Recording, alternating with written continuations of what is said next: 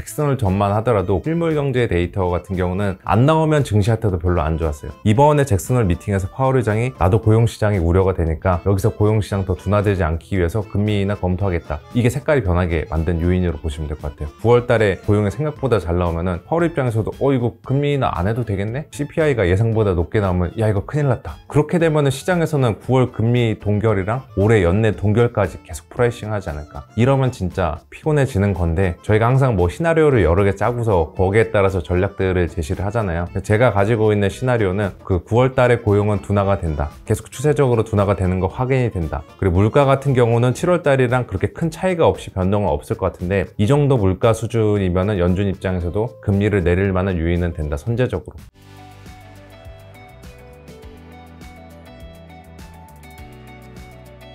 자, 먼저 미국 시장부터 점검을 좀 해보고 싶습니다. 최근에 뉴욕 증시가 좀 소강 상태에 접어든 것 같은데요.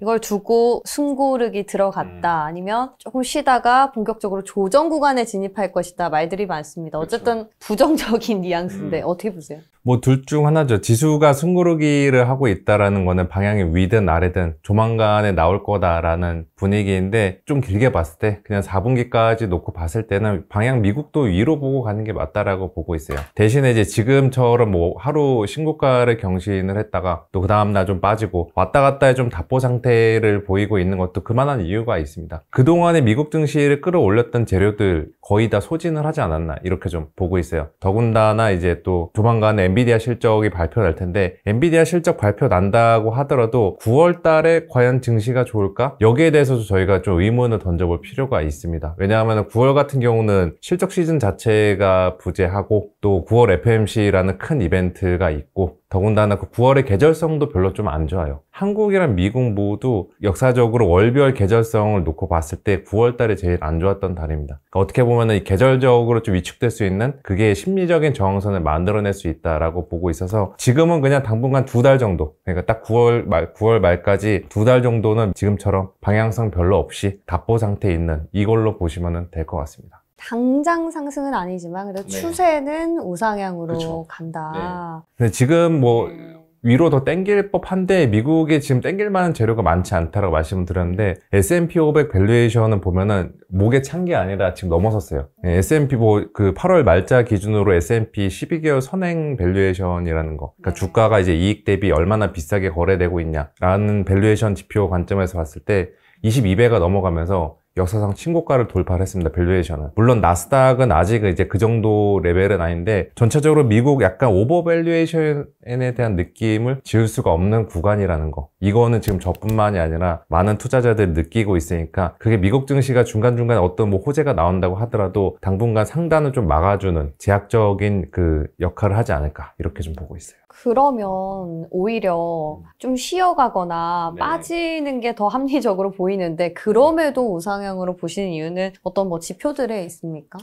지표들도 있고 이것도 있죠. 그 금리 인하에 대한 호재. 뒤에서도 이야기를 드리겠지만 금리 인하를 통상적으로 하면은 증시가 바로 좋지는 않았죠. 과거에 연준이 금리 인하 했을 때 사례 보면은. 근데 이번 같은 경우는 작년이랑 비슷하게 보시면 될 것 같아요. 작년에도 9월 달에 연준 파월 의장이 나와서 50bp 빅컷 깜짝 금리 인하를 했고 그 다음부터 미국 증시는 날아갔잖아요. 그거랑 조금 비슷한 환경으로 저는 전개가 될 거다. 이렇게 좀 말씀을 드릴게요. 연준도 이 금리를 인하하기 위해서는 지표들을 계속해서 봐야 한다라고 굉장히 신중론을 입장을 표명을 하고 있는데 지금까지 봤을 때 물가와 관련해서 현재 어떤 상황인가요? 헷갈리죠, 지금. 파월도 헷갈리고 많은 사람들이 다 헷갈릴 것 같아요. 그래서 이번에 뭐 파월 의장 잭슨홀 미팅 때 보면은 저번에 왜 저러지? 왜 갑자기 트럼프한테 무릎 꿇은 듯한 모습을 보이지? 이런 식의 이제 느낌을 지울 수가 없는데 그 후에 그의 발언을 보면은 어차피 우리의 통화 정책은 사전에 결정된 거 없고 지금 그 지표에 따라서 우리가 결정할 거다. 그리고 인플레이션이 일회성 충격에 그칠 거다라고 했는데 혹시나 9월 달에 발표되는 미국의 물가가 또 높게 나오면은 파월 의장의 생각도 바뀔 수 있을 것 같아요. 그리고 지금 상황을 봐도 그렇잖아요. 저희가 8월 달에 미국의 뭐 소비자 물가랑 또 생산자 물가 이 두 개를 확인했는데 이것도 애매하죠. 소비자 물가는 올라가긴 올라갔는데 뭐 그래도 우리가 우려했던 거에 비해서는 높게 안 올라가니까 야 이거 금리 인하 이거 바로 가능하다라고 했는데 이틀 뒤에 생산자 물가 나온 거 보면은 이게 위로 빵 떠버리면서 뭔가 심상치 않은 기운들이 느껴지죠. 그리고 지금 더 제가 아까 중간중간에 많은 분들이 헷갈리는 구간이라고 말씀을 드리는 게 7월 달까지 7월 달의 데이터들은 보편관세 10%만 반영이 됐죠. 근데 8월 달부터는 뭐가 반영이 되나 라고 보면 상호관세죠. 한국 같은 경우는 15% 맞고 일본도 뭐 15% 맞고 국가들마다 좀 편차가 있는데 일단은 기본적으로 7월 달까지 그 관세를 받았던 그 10%보다는 높은 관세가 미국으로 들어간다라는 거고 그게 미국에서 어떤 일이 벌어질지는 지금 아무도 모르는 거죠. 아직 데이터들이 안 나왔으니까. 그러니까 9월 달에도 그 데이터들을 확인하는 과정에서 저희가 시장에서도 약간 좀 혼란이 있겠다. 이게 제가 9월 달에 전체적으로 좀 9월 달까지 박스권에 갇혀 있을 수도 있다라고 말씀을 드리는 매크로상의 근거라고 보시면 될 것 같아요. 끝날 때까지 끝난 게 아니네요. 그죠? 그렇죠. 이게 뭐 지겹기도 하죠. 매번 지표에 따라서 한 번 환호했다가 이제 한 번 이제 또 실망하고 막 이런 식인데 뭐 불가피한 것 같습니다. 그만큼 지금은 매크로가 중요한 장세니까. 9월 FOMC가 말에 중후반에 좀 예정이 돼 있죠? 네, 9월 17일 목요일. 그러니까 주 중반 정도로 보시면 될 것 같아요. 그러면 CPI 발표되고 나서 거의 그렇죠. 바로 있다고 생각하면 되는데 물가와 관련해서 마지막으로 우리가 주목해야 하는 이벤트는 그때 8월 CPI, 9월 중순에 발표되는 그쵸. 이건가요? 그것도 중요하고 이거 오른쪽 그림을 한번 보시면 될 것 같아요. 오른쪽 그림 여기 이 화면에 나오는 오른쪽 그림의 파란색 선은 PPI 유통 마진이라고 해가지고 생산자 물가 내에서 이제 그 기업들이 유통업체들한테 얼마나 마진을 정가느냐를 나타내는 지표이고 분홍색 선은 저희가 그렇게 많이 보고 있는 CPI인데 최근에 오른쪽 끝에 가서 보시면은 저 PPI 유통 마진이라는 게 파란색 선이 수직 상승을 해버렸죠. 이게 무슨 말이냐? 기업들이 이제 관세를 그동안에는 자체적인 재고 축적가 그래 이 정도는 우리가 부담해서 고객들한테 그냥 부담 없이 가격을 내주자라고 했는데 본인들도 이제 하나둘씩 못 버티다 보니까 정가를 하기 시작한 거죠. 가격을 기업이 유통업체나 소매나 도매 쪽에 정가를 한다라는 거는 이거는 결국에는 그거 다 떠안는 거 저희 같은 최종 소비자들이고 이게 지금 미국의 물가를 올릴 수 있는 요인입니다. 과연 다음 달에도 기업들이 이 같은 행태를 반복을 할지 이게 중요해서 이번에는 뭐 8월, 7월 달 거 데이터와 마찬가지로 9월 달에 발표되는 8월 달의 물가는 CPI 뿐만이 아니라 PPI도 중요하다. 이렇게 좀 말씀을 드릴게요. 근데 길게 놓고 보면은 물가 자체가 이렇게 파월 의장 말대로 일시적으로만 잠깐 많이 올라갔다가 이후엔 좀 안정되는 흐름이 될 것 같아요. 지금 왜냐하면은 그동안에는 기업들이 셈법을 좀 복잡하게 하고 있었거든요. 관세가 아직 어떻게 될지 최종적으로 확정이 안 됐고 품목 관세도 그렇고 상호 관세도 그렇고 그래서 그동안에는 일단 우리가 또 안고 간 다음에 상황 봐서 전가를 하던가 계속 안고 가자라는 그들의 판단들이 이제 혼재가 됐었는데 이제 어느 정도는 다 관세에 대해서 전체적으로 숫자는 윤곽이 나왔잖아요. 그러면 이제 시간이 지날수록 기업들도 이제 이 전가에 대한 스케줄을 한 번에 막 몰아붙이는 게 아니라 나눠서 붙일 수도 있고 아니면은 그냥 한 번에 붙일 수도 있고 이런 식으로 하지 않을까라고 보고 있습니다. 뭔가 불확실했을 때는 방향성이 정해지지가 않아서 좀 더 이게 뭔가 팍 튀어오를 수 있는데 그죠? 정해지면 그들도 확실시 할 것이다. 그럼 고용은 지금 어떤 상황인가요? 고용도 좋지 않죠. 그러니까 이번 뭐 잭슨홀 이야기를 또 드리는 거긴 한데 파월 의장이 시장에서 환호를 했던 게 파월 의장이 드디어 고용의 우려를 신경 쓰기 시작했다라는 거죠. 미국 지금 고용 보면은 8월 초에 발표된 7월 달 거 고용과 그 전에 두 달치를 보면은 3개월 동안 총 20만 건이 창출이 안 됐어요. 예전에 평균 3개월적으로 40만 건에서 50만 건 정도 창출이 되는데 그만큼 고용이 감소하고 있다는 거는 이거는 지금 추세상으로 고용시장 둔화 시그널이 나오고 있다. 그러니까 파월도 이거를 지금 선제적으로 좀 방지하고자 뭐 금리 인하에 대한 가능성을 이전보다 더 크게 열어두지 않았나라고 보고 있습니다. 그래서 전체 이걸로 보시면 될 것 같아요. 저희가 올해도 몇 번 그랬었지만 한동안 뭐 미국 막 골디락스다 지표 잘 나오면은 물가 안정적이고 경제 지표 좋고 고용 좋으니까 골디락스다라고 했는데 골디락스는 지금 솔직히 어렵고 그냥 소프트 랜딩 정도로 지금 가고 있는 경로다. 8월 초에 자칫하면은 작년처럼 막 미국 침체다라는 이제 그 불안감들이 팽배해질 법했는데 침체까지는 가지는 않을 것 같고 저는 소프트 랜딩, 그러니까 연착륙 이 정도의 느낌으로 지금 미국 경기를 바라보고 있습니다. 그게 가능한 거는 연준의 이번에 금리 인하 역시 선제적인 금리 인하 이 성격이 될 거기 때문에 라고 보시면 될 것 같아요. 고용과 관련해서 우리가 앞으로 좀 주목해야 되는 이벤트가 있다면요? 이것도 역시나 이제 그 9월 초에 발표되는 미국의 비농업 고용 그거가 중요하죠. 저뿐만이 아니라 많은 분들이 보고 있는 그 데이터들이 지금 계속 중요하다라고 보시면 될 것 같아요. 근데 만약에 우리가 예상치 못하게 9월에 고용이 괜찮게 나오고 8월 CPI가 너무나 안 좋게 나온과 동시에 PPI까지 치고 올라간다. 그럼 금리 인하 가능성은 내려가. 그렇죠. 금리 인하 가능성은 안 좋아지죠. 그 잭슨홀 전으로 바뀐 색깔이 있어요. 잭슨홀 전만 하더라도 고용이나 뭐 소매 판매 같은 이 데이터도 실물 경제 데이터 같은 경우는 안 나오면 증시한테도 별로 안 좋았어요. 야, 이거 봐라, 관세 충격 나오고 이거 경기 침체다. 근데 연준 왜 6월 달이나 7월 달에 금리 인하 안 했어? 연준의 정책 실기론 나오고 이런 식의 분위기가 조성이 되면서 증시는 안 좋았을 것 같은데, 이번에 잭슨홀 미팅에서 파월 의장이 나도 고용시장이 우려가 되니까 여기서 고용시장 더 둔화되지 않기 위해서 금리 인하 검토하겠다. 이게 잭슨홀 미팅 때 파월 의장의 핵심 발언이잖아요. 이게 색깔이 변하게 만든 요인으로 보시면 될 것 같아요. 그래서 9월 달에 말씀하신 대로 고용이 생각보다 잘 나오면은 파월 입장에서도 이거 금리 인하 안 해도 되겠네? 라는 거고, 더군다나 말씀하신 대로 그 CPI가 예상보다 높게 나오면 야, 이거 큰일 났다, 어떻게 하지? 이런 식의 지금 파월뿐만이 아니라 시장도 그렇고, 그렇게 되면은 시장에서는 9월 금리 동결이랑 올해 연내 동결까지 계속 프라이싱 하지 않을까. 이러면 진짜 피곤해지는 건데, 저희가 항상 뭐 시나리오를 여러 개 짜고서 거기에 따라서 전략들을 제시를 하잖아요. 제가 가지고 있는 시나리오는 그 9월 달에 고용은 둔화가 된다. 계속 추세적으로 둔화가 되는 거 확인이 된다. 그리고 물가 같은 경우는 조금 이제 그 8월 달, 7월 달이랑 그렇게 큰 차이가 없이 변동은 없을 것 같은데, 이 정도 물가 수준이면은 연준 입장에서도 금리를 내릴 만한 요인은 된다, 선제적으로. 저는 이렇게 좀 보고 있습니다. 그러니까 금리 인하를 9월 달에는 단행을 할 것이다 라고 보고 계신 거고, 그 폭은 그냥 베이비 스텝 정도. 네, 베이비 스텝. 50bp를 지금 해버리면은 그 9월 달에 작년처럼 50bp 인하를 해버리면은 이거 잘못된 시그널을 줄 수가 있을 것 같아요. 아, 괜히 지금 상황이 안 좋다라는. 아니 왜 이 정도까지 내려야 되는 게 맞나? 이런 식의 생각해버리면, 이거는 지금 금리 인하 성격이 뭐 보험성 인하, 뭐 예방적 금리 인하가 아니라 이거 뭔가 문제가 터졌으니까 그 소잃고 외양간 고치는 금리 인하, 이런 식의 성격으로 받아들여지게 되면, 그러면은 주식시장은 조정이 불가피하겠죠. 저는 이번에 그냥 25bp 선제적인 금리 인하, 증시에 긍정적인 영향, 이렇게 좀 보고 있습니다. 그럼 올해 연말까지 금리 인하 횟수도 그대로 두 번 정도로, 없으시고? 그 2번 정도에 그치지 않을까라고 보고 있죠. 9월 포함해서요? 9월 포함해서 총 50bp 인하. 그다음 내년도에는 뭐 3번에서 4번까지 인하되는데, 일단 올해 인하 사이클이 들어가는 거에 저는 주목을 해보시면 좋을 것 같아요. 시장이 참 어려운 게, 어떨 땐 지표가 안 나와도 배드 이즈 굿으로 해석하고, 그렇죠. 막 좋게 나오면은 금리 인하 안 하겠네 해서 또 배드가 되고. 맞죠. 이게 그 자기 마음대로의 해석인데, 결국엔 여론이 중요하고, 여론을 형성하는 거는 이제 결국엔 주가의 그 전체적인 레벨에 달려있다, 이렇게 좀 보시면 될 것 같습니다. 왜 매일 이제 장 시작 전 생각을 써주실 때 배드 이즈 굿인지 굿 이즈 배드인지 좀 잘 표현을 해주셔서, 혹시 그런 기준이 있는지 싶었는데, 그 따로 정해진 기준은 없는 거죠, 공식처럼? 그쵸. 공식처럼 없고, 그 당시 때 시장의 맥락들을 보면 되죠. 이번에 잭슨홀 미팅 이후에 사람들이 이제 고용 둔화면은 금리 인하 하겠다라는 거니까, 이거는 배드 이즈 굿으로 볼 수가 있는 거죠.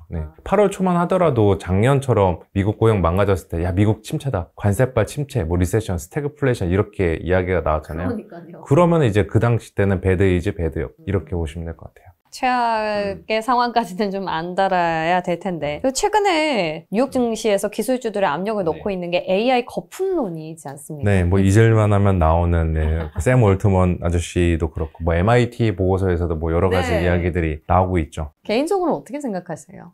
이거 버블은 저희가 터져봐야 아는 거죠. 터져봐야 이제 그때가 우리가 버블이었다라는 건데, 버블의 징후를 뭐 사전에 포착할 수 있는 게 여러 가지가 있는데, 제일 중요한 건 그거죠. 수요가 꺾이느냐. 근데 AI 쪽 수요 꺾인다? 저는 이거 지금 잘 보이지 않는다라고 보고 있어요. 이번에 미국 그 7월 말 8월 초에 M7 내 하이퍼스케일러 업체들의 그 내용들을, 숫자들 실적과 또 컨퍼런스 콜 내용들을 들어보면은 숫자는 2분기 다 잘 나왔고, 마진도 별로 거의 훼손 안 됐고, 내년도 캐펙스 투자까지도 계속 올린다라고 했잖아요.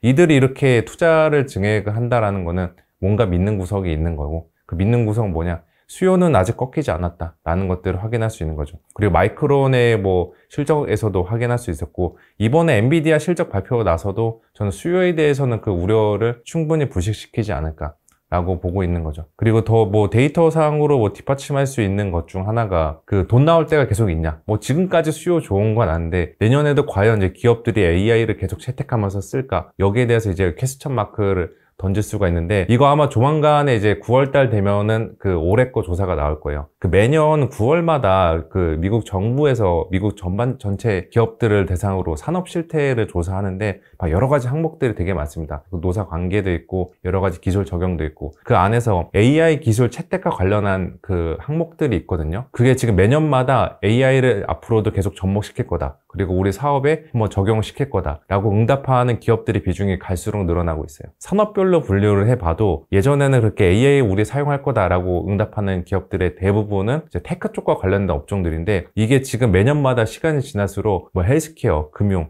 뭐 소매, 유통, 다른 산업 분야로 확장이 되고 있습니다. AI를 우리가 사용하겠다고 응답하는 기업들이. 이게 무슨 말이냐, 당분간 앞으로 돈 나올 때는 더 있다라는 거죠. 이게 저는 최소한 내년까지도 이 사이클은 이어질 수 있다 라고 보고 있어서, AI 주식들 요즘 뭐 주가 보면은 뭐 버블 이야기는 뭐 다 안 할 수가 없기는 한데, 근데 이들은 시대의 주도주이고, 주도주들은 오버밸류에이션을 용인해주는 구간들이 좀 깁니다. 지금 엔비디아나 뭐 팔란티어, 여러 가지 국내 AI 업체들 대부분 다 저는 그러한 상황에 있다라고 보고 있어요. 지금 빅테크 기업들은 AI로 성과를 내고 있는 겁니까? 내고 있다라고 보죠. 일단 M7 업체들을 중심으로 보면 내고 있고, 팔란티어 같은 경우도 뭐 어마무시한 실적들을 냈잖아요. 물론 이제 팔란티어가 그만큼 실적은 낸다고 하더라도 PR이라는 밸류에이션 지표상으로 보면은 이거는 도저히 손이 안 나가는 장세이긴 한데, 이것도 뭐 예전에 한때 유행했던 PDR, 뭐 프라이스 드림 뭐 레이쇼, 주가 꿈비율 이 정도까지는 아니지만 PER 지표 말고 다른 수익성 지표들을 활용해서 AI주들의 밸류에이션을 좀 다시 제고하는 움직임들은 앞으로 좀 나타날 것 같아요. 실제로 AI 성과도 나오고 있고, 그렇기 때문에 앞으로 투자, 캐펙스도 늘릴 거라고 말했고, 지금까지로서도 실적이 괜찮은데 샘 올트먼 오픈AI CEO는 어떻게 그런 발언을 했을까요? 본인들이 봤을 때 뭐 충분히 뭐 산업단에 있는 분이니까 그 얘기는 할 수 있죠. 이쪽으로 너무나도 이제 많은 돈들이 몰리려고 하고 있고, 주가 자체들도 다들 좀 비싸져 있으니까 하나의 뭐 여러 가지 이야기 중에 한 번 발언을 한 건데, 이제 시장에서는 옳다구냐고서 이쪽으로 헤드라인을 비치다 보니까 최근에 이 파장이 났고, 만약에 올트먼의 이 발언이 계속 이제 파장이 되고 증시에도 영향을 미쳤다, 확산이 됐으면은 지금 엔비디아 주가 계속해서 흘러내렸어야 되는데, 최근 보면 다시 이제 신고가 돌파하려고 하고 있잖아요. 이제 그것들도 같이 같은 맥락에서 보시면 좋을 것 같습니다. 그럼 AI 거품론으로 비롯된 기술주들의 미국 기술주 급락은 그냥 일시적이었다라고 보면 될까요? 그렇죠. 이건 저희가 뭐 결과상으로도 확인을 할 수 있는 부분이고, 그러니까 중간중간에 밸류에이션이 비싸고 단기적으로 수급 쏠림 현상들이 조금 많아지니까, 이게 이제 특정 명분을 통해서 주가 조정을 만들어내려는 그 흐름들이 있었던 것 같아요. 그 수급 쏠림 현상들이 있었다라고 보는 게, 매달마다 그 BOFA라는 이제 유명한 투자은행에서 전 세계 펀드 매니저들을 대상으로 여러 가지 설문조사를 하는데 이것도 있어요. 그들한테 지금 당신들이 봤을 때 시장의 수급이 어디 자산으로 쏠렸냐라고 보면은, 그 M7 같은 경우가 올해 초까지는 이쪽으로 다 쏠린다라는 응답 비율들이 굉장히 높았었거든요. 그랬다가 3, 4, 5, 6, 한 4개월 정도는 수급 쏠림 현상 여기는 좀 덜해지고, 금이나 혹은 유럽 증시로 쏠림 현상들이 많아졌다라는 응답들이 많았어요. 근데 이게 지금 8월 달에 나왔던 조사 보니까 다시 M7 수급 쏠림 현상이 다시 최상위로 치고 올라왔습니다. 그러면 이제 수급에 대한 부담감들 지금 있는 구간이긴 하죠. 근데 뭐 저는 이렇게 수급에 따른 부담들, 단기적인 오버밸류에이션에 대한 논란들 가운데 있는 상황 속에서 과연 우리는 엔비디아를 포함해서 AI주들 포지션 어떻게 가져가야 될까, 여기에 대한 고민들이 있을 것 같은데, 들고 계신 분들은 저는 지금 들고 가시는 게 맞다. 그리고 신규로 진입하시는 분들은 지금의 이 변동성 중간중간 있는 장세들을 이용해서 분할 매수로 접근하는 게 맞지 않나 라고 보고 있죠. 엔비디아 실적 발표 나면은 뭐 하루는 세론이라는 건 나올 수 있을 것 같아요. 왜냐하면 기대치 자체가 워낙 높아졌고, 지금 실적 발표 전에도 엔비디아 주가 올라간다라는 거는 그만큼 2분기 실적에 대한 그 시장의 눈높이가 높아졌습니다. 그러면 이제 중간에 뭐 하루나 이틀 정도는 조정이 나올 수 있을 것 같아요. 근데 보통 제 엔비디아 제가 개인적으로 몇 개 분기를 지켜본 결과, 엔비디아가 실적 잘 나오고 가이던스 양호한 상태에서 그날에는 한 이틀 정도 주가가 빠진다? 이거는 매수 기회였습니다. 실적 안 나오고 가이던스도 별로인 상태에서 주가 빠지면은 이거는 엔비디아에 대해서 포지션을 다시 한번 고민을 해봐야 되는데, 실적 잘 나왔는데 주가가 빠지는 거는 그냥 단기적인 뭐 차익 실현, 세론 물량의 성격들, 세론의 성격에 강하지 이게 엔비디아 주가의 추세 전환을 예고하는 건 아니다. 저는 이렇게 좀 경험을 해왔기 때문에 이번에도 비슷한 현상들이 발생했을 때 저는 그 관점에서 접근하는 게 좋다. 이번 엔비디아 실적은 어떻게 나오리라 보세요? 뭐 잘 나오겠죠. 전략적이잖아요. 엔비디아 항상 그 가이던스를 조금 이제 보수적으로 준 다음에 실적 발표하면 딱 컨센 상회하는 정도로 나오게 되고, 그래서 2분기 실적 자체가 중요하기보다는 3분기 가이던스를 얼마나 변화를 줄지, 특히나 이제 GPM 같은 수익성 관련해서 버블 논란과 AI 업체들의 수익성 거의 직결이 되어 있잖아요. 엔비디아가 만약에 이번에 GPM이 70%대 초반밖에 안 지키면은, 매출 총 마진이 70%대 초반밖에 안 지키면 시장에서는 이거 앞으로도 계속 좀 쎄한데? 이러면서 이제 주가에 대해서 조금 부정적으로 볼 것 같으니까 가이던스 내에서 수익성 변화 여부 중요한 것 같고, 또 우리나라 업체들이랑도 관련이 깊잖아요. 이번 분기가 엔비디아가 그 블랙엘 처음으로 판매되기 시작하는 실적인데, 블랙엘의 대부분이 이제 하이닉스의 HBM3가 들어가고, 블랙엘의 초기 판매 실적이 얼마나 잘 판매되느냐가 최근에 이제 약간 주가 고통을 받고 있는 하이닉스한테 산소호흡기를 달아주거나 아니면 부스터를 달아줄 수 있는 그 이벤트가 될 것 같고, 또 이것도 있죠. 삼성전자에 대한 과연 그 평가가 며칠 전에 이제 그 젠스당이랑 이재용 회장님이랑 이제 퐁 진하게 하고서 이제 여기에 뭔가 분위기가 묘한 기류가 감지된다라고 했는데, 그 기류가 과연 정말 그들의 비즈니스랑도 연관이 될지, 그게 저는 관건이다 라고 좀 말씀드릴게요. 이전에 삼성전자 부스에 와서 젠스왕 CEO가 사인해주고 그렇죠. 통과를 안 시켜줬기 때문에 이번에 포옹은 통과. 뭐 무언에 씌워넣을 수도 있고 그냥 뭐 의례상으로 할 수도 있는 것 같은데, 이거는 이제 그 엔비디아 실적 발표 나고 정말 그리고 그 이후에 삼성전자가 3를 인증받을지, 더 중요한 게 지금 HBM4 쪽으로 그 협력 관계를 구축할지, 그게 관건이지 않을까라고 말씀을 드릴게요. 그리고 또 세간에서는 이번에 가이던스를 상향 조정할지 그 여부가 H20에 달렸다라는 얘기도 하던데요. 중국 매출 비중이 그 정도로 큽니까?